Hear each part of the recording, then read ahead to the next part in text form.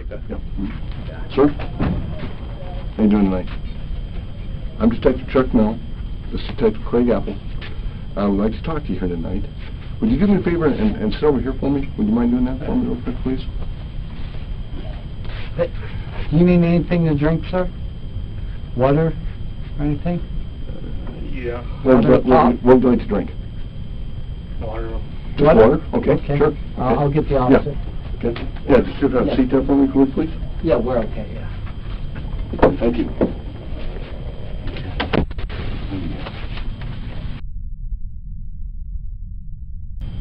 Again, sir, my name is Chuck Mel. Okay. I'm sorry? No. No, yeah, very good. And this is Detective Apple. Could we get your name?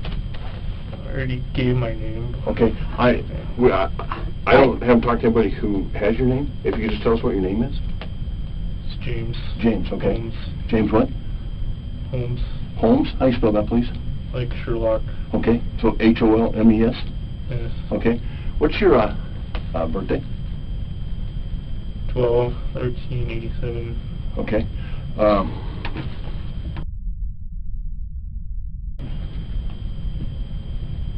We're here to help you. Yeah, we're just we're going to make this as easy as possible as we can on you. Okay. And we have water coming here. So, other than that, do you need anything?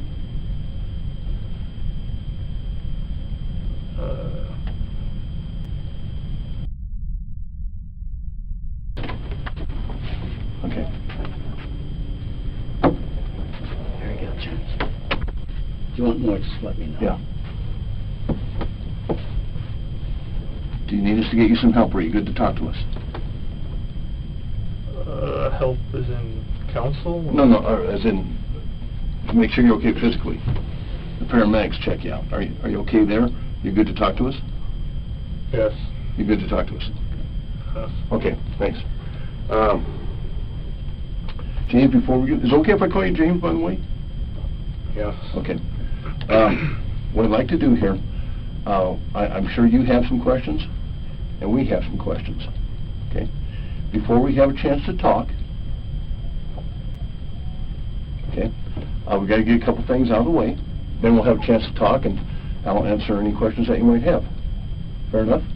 Do you understand that? Yes. Okay. The sign said Victim Services Unit, Children's something. Uh-huh. Yeah, well, yeah. What about that? There wasn't any children hurt, was it? I don't know. We'll get to that. I don't know. Okay. Let me read this to you. Then I'll answer the questions that you might have. Fair enough? Okay. Again, if you have any questions about this, feel free to ask. Number one. Esse é James Holmes, em seus 25 anos de idade. Poucas horas antes desse momento, James abriu fogo em uma sala de cinema, fazendo 12 vítimas fatais e ferindo outras 70 pessoas. A sessão exibia o filme Batman, O Cavaleiro das Trevas Ressurge, e aquele criminoso, equipado com colete e máscara de gás, acreditava ser o Coringa. Uma imagem bastante diferente do homem que agora, com a tragédia já cometida, diz estar preocupado com crianças possivelmente feridas. James Egan Holmes nasceu em 13 de dezembro de 1987 em San Diego, Califórnia, nos Estados Unidos. Sua mãe, Arlene Holmes, trabalhava como enfermeira e seu pai, Robert Holmes, era um cientista e matemático. Ele cresceu com sua irmã em Oak Hills, onde passou pelo ensino fundamental. Aos 12 anos de idade, ele já estava de volta em San Diego com sua família. Desde muito cedo, o garoto já exibia alguns sinais de que sua saúde mental não estava bem. Segundo o advogado de James, aos 11 anos, o garoto teria tentado tirar a própria vida. James também dizia ter medo do que chamava de pregos fantasmas. Seriam barulhos que ele ouvia à noite de algo batendo nas paredes. Não há registros dos pais do garoto sobre essa história, tornando difícil entender se os barulhos existiam mesmo ou se aconteciam apenas dentro da cabeça de James. Os vizinhos também se lembram de o jovem ficar cada vez mais antissocial nessa época. Junto com sua família, ele participava da Igreja Luterana de Cristo. Mais tarde, James declarou-se agnóstico em uma rede social, indicando que apesar de acompanhar a família, ele não compartilhava de suas crenças. No início de seu período na escola, ele foi capaz de fazer amizades e chegou a participar do time de futebol. Entretanto, um de seus mentores descreveu James como alguém teimoso, nada comunicativo e socialmente inapto. Esse professor foi o responsável por um dos últimos projetos de James na instituição, o que pode nos desenhar o declínio da saúde mental no qual o jovem se encontrava. Tornando-se cada vez mais quieto e isolado, o ex-jogador de futebol agora comportava-se de maneira estranha e parecia ter um problema com pessoas.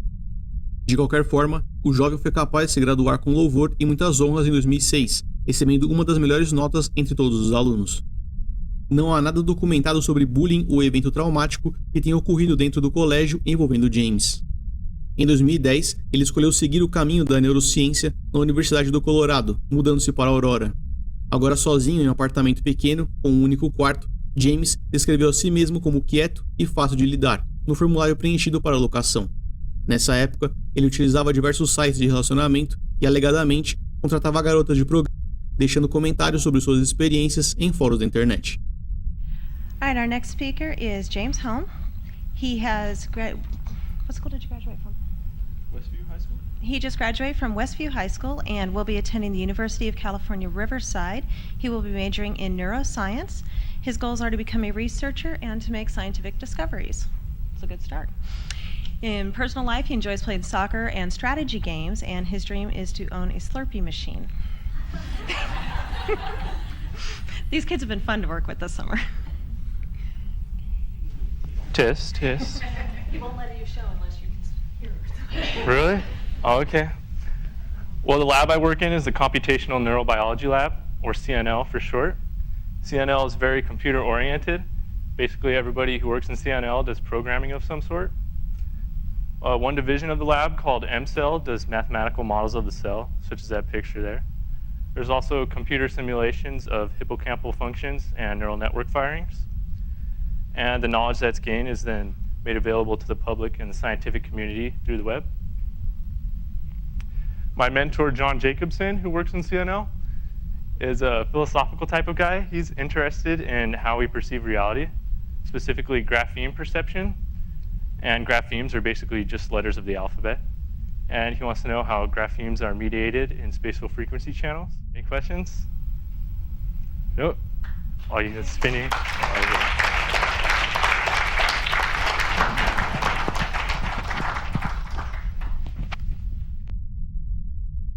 James era muito inteligente e aparentava ser uma pessoa normal. Em 2008, ele ainda trabalhou em um projeto tomando conta de 10 crianças entre 7 e 14 anos. Não houve nenhum problema ou ação disciplinar.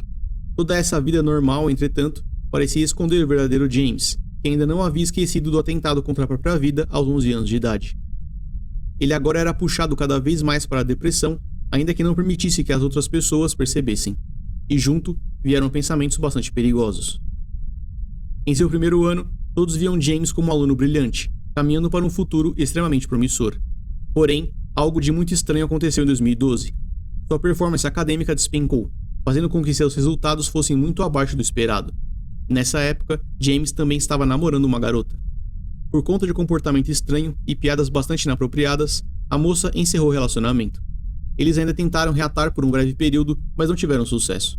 Sem a namorada e assistindo enquanto sua vida acadêmica desmoronava, James afundou ainda mais em pensamentos depressivos. Não houve um motivo específico para o declínio em suas notas. O aluno até então genial, agora dava lugar para um homem depressivo trancado em seu quarto.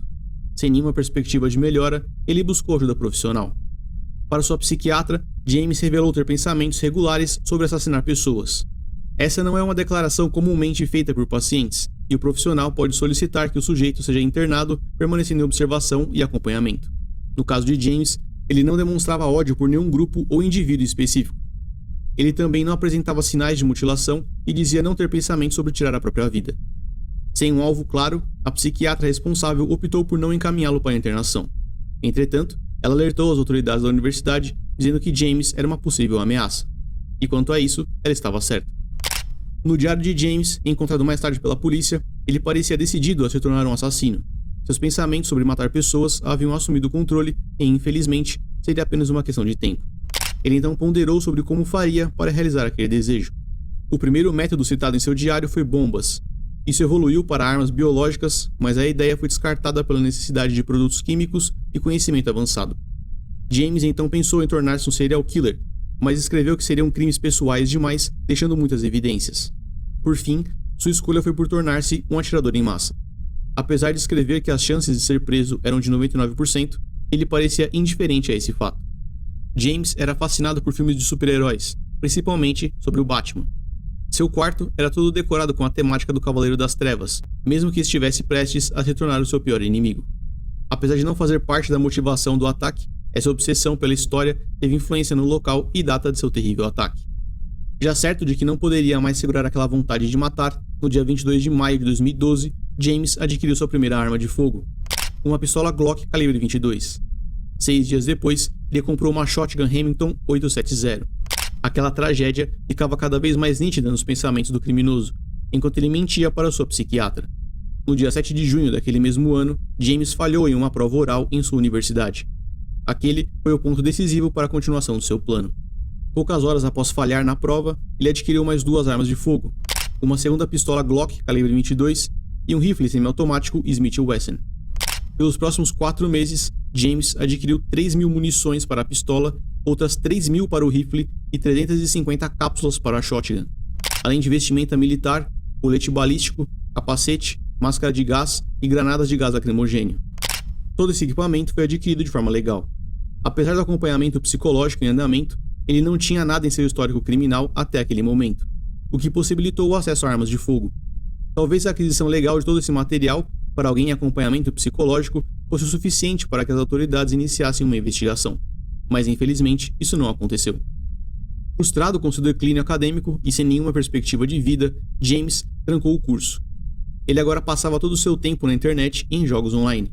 Segundo sua mãe, nessa época, não havia nada que ela conseguisse fazer para alegrar o filho. James permanecia trancado em seu próprio mundo, provavelmente revivendo seus fracassos dia após dia. Sem explicação pela queda em seu rendimento, ele agora também não tinha mais nenhuma ambição na vida. Sua única vontade era de tornar-se um assassino. James então desenhou seu ataque. O local escolhido foi o cinema Century 16 em Aurora. O ataque aconteceria durante a exibição do filme Batman, O Cavaleiro das Trevas Ressurge. O local era próximo de onde James morava, sendo escolhido também por esse motivo. Ele passou os próximos dias estudando o cinema, escolhendo qual sala atacaria. O número de saídas de emergência e tempo de resposta da polícia foram apenas alguns dos pontos estudados por James. Toda a inteligência que tinha, infelizmente, agora trabalhava na criação de um plano terrível e injustificável. Nessa época, a psiquiatra optou por adicionar mais um profissional ao caso de James, alguém especializado em comportamento violento e indivíduos com pensamentos suicidas. Esse profissional, entretanto, também não foi capaz de arrancar as verdades de James. No dia 25 de junho, o dono de um clube de tiro no Colorado recebeu uma ligação bastante estranha. Um homem parecia tentar imitar a voz do Coringa, enquanto marcava um horário para comparecer ao clube. O dono então disse aos funcionários que queria ele mesmo acompanhar aquele homem, mas James nunca apareceu no clube. Seu estado mental encontrava-se em seu pior momento, e a estreia do seu filme predileto já estava chegando. No dia 20 de julho de 2012, James preparou seu apartamento antes de deixá-lo pela última vez. Como parte de sua fantasia, ele instalou diversas bombas no local. Os explosivos poderiam ser detonados de 2 formas: ou caso a porta fosse aberta, ou pela ativação de um controle remoto. Antes de sair, James deixou uma caixa de som próximo ao apartamento, e ao seu lado um controle. A caixa deveria permanecer em silêncio por 14 minutos antes de dar início a uma música alta. Quando alguém tentasse utilizar o controle ao lado para desligar a caixa, o comando ativaria a bomba, detonando os explosivos. Além disso, diversos produtos químicos foram espalhados pelo chão. Aqueles produtos dificultariam o controle das chamas, além de criar uma fumaça tóxica capaz de causar ferimentos graves em quem a inalasse. Após o ataque, James contou aos agentes sobre essa parte do plano. O esquadrão antibombas foi capaz de desativar os dispositivos e remover os explosivos, sem que nenhum deles detonasse. Antes de deixar o apartamento, o criminoso ainda pintou o próprio cabelo com uma cor avermelhada. Ao contrário do que algumas pessoas acreditaram na época, James não fez isso para que ficasse parecido com o Coringa. Segundo ele próprio, seria apenas para ficar exótico, e ficaria melhor do que verde ou azul. Já com a bomba armada em seu apartamento, ele levou todo o seu equipamento para o próprio carro. Chegando ao cinema, James posicionou o carro próximo a uma saída de emergência. Utilizando uma touca preta para esconder parcialmente o cabelo pintado, ele utiliza o ingresso para conseguir acesso ao local. Ele havia comprado um assento para a sala número 8, mas entraria na sala número 9, provavelmente a escolhida durante a elaboração do seu plano. Sentando-se na fileira da frente, James observou enquanto quase 400 pessoas ajeitavam-se em suas poltronas. Após 20 minutos de filme, o criminoso pegou o celular e fingiu atender uma ligação, saindo pela porta de emergência. Aquele corredor dava em um local próximo onde ele havia estacionado seu carro. Com um pedaço de plástico, James manteve a porta de emergência entreaberta, para que fosse possível retornar por ela. Já em seu carro, ele começou a se equipar. 2 funcionários ainda saíram do cinema para tirar o lixo, mas não puderam perceber o que estava acontecendo. Já com parte de sua proteção vestida, James realizou sua última tentativa de parar aquele ataque. Ele então ligou para uma linha direta de saúde mental, algo como a linha de prevenção ao suicídio. Infelizmente, não houve resposta. A ligação foi encerrada após 9 segundos, sem que o homem fosse atendido. No caso de James, todo o suporte para o tratamento de saúde mental infelizmente falhou. Se alguém tivesse atendido aquela ligação, é possível que o ataque não tivesse continuado. Após a tragédia, alguns amigos se lembram do criminoso falando sobre sua vontade de matar pessoas, em tom de piada. Ao longo de seu declínio, enquanto era arrastado pela depressão, James deixou alguns sinais de que faria algo dessa natureza. Por isso, é extremamente necessário que esse tipo de comentário e comportamento seja levado a sério. Caso você receba mensagens assim de algum amigo, dizendo que sente vontade de cometer algum crime, leve o caso imediatamente à polícia. James é o pior pesadelo para qualquer psiquiatra. Ainda que tenha procurado por ajuda, ele não permitiu ser ajudado, mentindo deliberadamente em suas sessões. Não ser capaz de ajudar um paciente que termina realizando uma tragédia como essa pode impactar o profissional pelo resto da vida. Mas agora, com todos os sinais ignorados e sem ter uma resposta em sua última ligação, era tarde demais. James terminou de se equipar, vestindo a máscara de gás e o capacete. Ele ainda tomou um remédio para a dor, acreditando que pudesse ser alvejado pela polícia. Por fim, James colocou um fone de ouvido com uma música eletrônica no volume mais alto possível. Mais tarde, ele disse que fez aquilo para que o ataque não fosse pessoal e para que não ouvisse os gritos das pessoas. Ele sabia que o que estava fazendo era errado, e parte dele, qual ele não controlava mais, tentou impedir de todas as formas. Colocar músicas para abafar os gritos e tomar remédio para aliviar a dor de um possível disparo sugerem que não havia desconexão com a realidade. Na verdade, a música alta pode ser entendida como uma tentativa de fuga da realidade, como se ele quisesse se blindar contra as consequências daquele triste ato. Apesar de apresentar-se como coringa para os policiais durante sua prisão, James entendia bem o que estava acontecendo ali. Para ele, a vida já não tinha mais sentido. Pressionado por suas frustrações acadêmicas e amorosa, ele caminhou para dentro do cinema. Ativando uma das granadas de gás, ele chegou de volta à sala 9. No início, nem todas as pessoas entenderam que James era uma ameaça. Muitos também estavam fantasiados para assistir o filme, e aquilo poderia ser parte do show ou algum tipo de propaganda. Lançando a granada para sua esquerda, James revelou suas armas e deu início ao massacre. Primeiro, ele disparou sua shotgun para o teto, e depois para a audiência. Ao perceberem que aquilo era real, todas as 400 pessoas entraram em desespero. O caos explodiu em gritos, alarmes e fumaça. James deu prioridade para atirar em pessoas que estavam tentando fugir. Durante o ataque, seu rifle travou, forçando o atirador a utilizar uma das pistolas. Pessoas desesperadas tentavam passar por cima uma das outras, enquanto lutavam contra o gás lacrimogênio. Algumas delas ainda utilizaram o próprio corpo como escudo para salvar a vida de seus familiares e amigos. O que funcionou, mas infelizmente, a custo de suas próprias vidas. Uma das vítimas fatais foi Veronica Moser Sullivan, de apenas 6 anos de idade. A menina faleceu vítima de disparo de arma de fogo na cabeça. Diferente do James visto no interrogatório, esse que disparava contra a multidão não parecia preocupado com crianças. Já com sangue e pessoas caídas por todos os lados, James encerrou aquele terrível ataque, enquanto os sobreviventes corriam por suas vidas. A polícia já havia sido acionada, chegando ao local em menos de 90 segundos. Ao lado de fora do cinema, os agentes encontraram uma trilha de sangue e armas, deixados pelo atirador. James disse que ainda pensou em disparar contra os policiais, mas não o fez. Sem nenhuma resistência, o criminoso foi preso. Ao todo, foram 76 disparos realizados dentro do cinema. 6 feitos pela shotgun, 65 pelo rifle e outros 5 com a pistola. Foram 12 pessoas assassinadas e outras 70 pessoas feridas. 58 delas por ferimentos de arma de fogo, 4 por danos causados pelo gás e 8 por acidentes enquanto tentavam fugir. Em seu interrogatório, James confessou seus crimes, mas não foi capaz de dar uma motivação, além de que tinha vontade de matar. Ele foi diagnosticado com transtorno esquizoafetivo, uma forma severa de esquizofrenia. Sintomas psicóticos, alucinações e falas desorganizadas são algumas das características dessa condição. A defesa de James apelou para uma alegação de insanidade, mesmo que o criminoso não preenchesse todos os pontos necessários para ser diagnosticado com essa condição. Durante suas audiências, ele permaneceu com o olhar perdido, falando em raros momentos. No dia 16 de julho, James Egan Holmes foi julgado culpado por 12 homicídios premeditados, 140 tentativas de homicídio premeditado, posse ilegal de explosivos e crime violento. Nos Estados Unidos, para que a pena capital seja aplicada, é necessário que o júri seja unânime em sua decisão, o que não aconteceu no caso de James. Um dos jurados acreditou na alegação de insanidade feita pela defesa, removendo a opção para a pena de morte.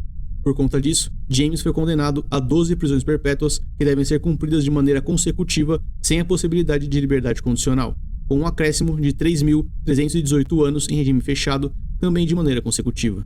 Já dentro da prisão, algum tempo depois, James aceitou dar uma entrevista para conversar um pouco mais sobre seus crimes.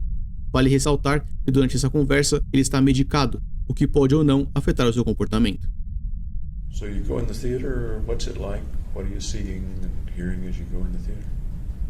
I just went to the very front and sat down in one of the chairs, and then pulled out my phone to make it look like I had a phone call. I'm sorry. Pulled out my phone to make it look like I had a phone call, Okay. and then went out the exit for that reason. What else did you see in the theater when you first went in? Well, it's just an aisleway. I'm sorry. It's just an aisleway to the stands, and I looked back in the stands and saw that they were all full. Okay. At what point did you call the behavioral health hotline or the hotline of some kind? Like halfway through gearing up. From the car then? Yeah. Okay. So that was something that happened in the car. If you can, I'd like to pretty much hear everything. I want to hear the whole I story. called them, but I couldn't hear anybody on the other line. What led you to make that call?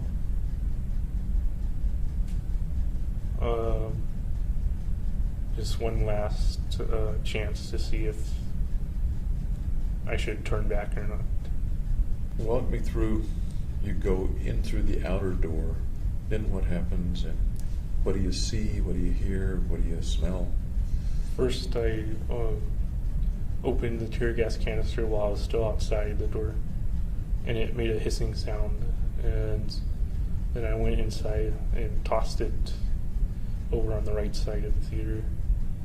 How did it feel to be really doing it? Then it was autopilot. Walk me through from there. Then I raised the shotgun and saw that people were getting up in like the back left corner. So I shot up that direction, and then I don't remember any of the other shots of the shotgun. Como resposta ao ataque, o cinema se ofereceu para ajudar as famílias das vítimas com os custos dos velórios. A divulgação do filme foi bastante reduzida e todas as sessões contaram com policiais fortemente armados, na tentativa de coibir alguém disposto a imitar os terríveis atos de James. Esse mesmo filme também não foi mais reproduzido no local onde aconteceram os disparos. Alguns dos atores ainda foram até o hospital para visitar os sobreviventes. Assim como outros criminosos, James também recebeu diversas cartas de mulheres apaixonadas dentro da prisão. Em 2015, ele foi agredido por um interno, sendo transferido para outro local como medida de segurança. Hoje, aos 35 anos de idade, James Holmes encontra-se encarcerado na penitenciária de Allenwood, na Pensilvânia, onde deve permanecer pelo resto de sua vida.